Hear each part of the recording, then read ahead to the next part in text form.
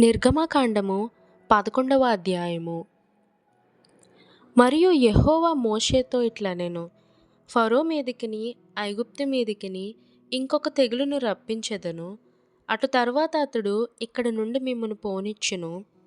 అతడు మిమ్మును పోనిచ్చినప్పుడు ఇక్కడ నుండి మిమ్మును బొత్తిగా వెళ్ళగొట్టును. కాబట్టి తన చెలికాని యొద్ద ప్రతి పురుషుడును, తన చెలికత్తె యొద్ద ప్రతి స్త్రీయును వెండి నగలను బంగారు నగలను అడిగి తీసుకొనుడని ప్రజలతో చెప్పుము. యెహోవా ప్రజల ఎడల ఐగుప్తీయులకు కటాక్షము కలుగజేసెను. అదీగాక ఐగుప్తు దేశంలో మోషే అను మనుష్యుడు ఫరో సేవకుల దృష్టికిని ప్రజల దృష్టికిని మిక్కిలి గొప్పవాడాయెను. మోషే ఫరోతో ఇట్లనెను, యెహోవా సెలవిచ్చినదేమనగా, మధ్యరాత్రి నేను ఐగుప్తు దేశంలోనికి బయలువెళ్ళెదను.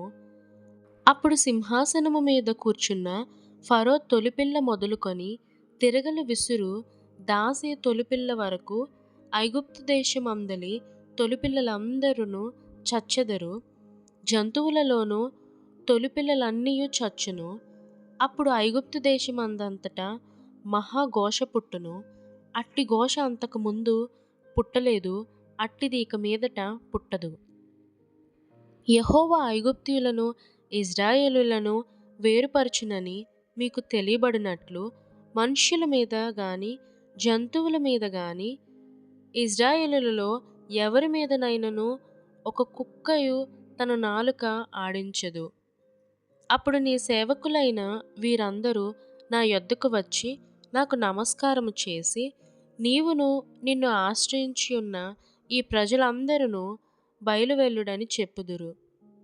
ఆ తరువాత నేను వెళ్ళుదుననెను.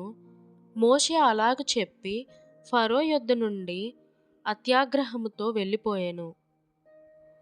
అప్పుడు యెహోవా ఐగుప్తు దేశంలో నా మహత్కార్యములు విస్తారమగునట్లు ఫరో మీ మాట వినుడని మోషేతో చెప్పెను. మోషే అహరోనులు ఫరో ఎదుట ఈ మహత్కార్యములను చేసిరి.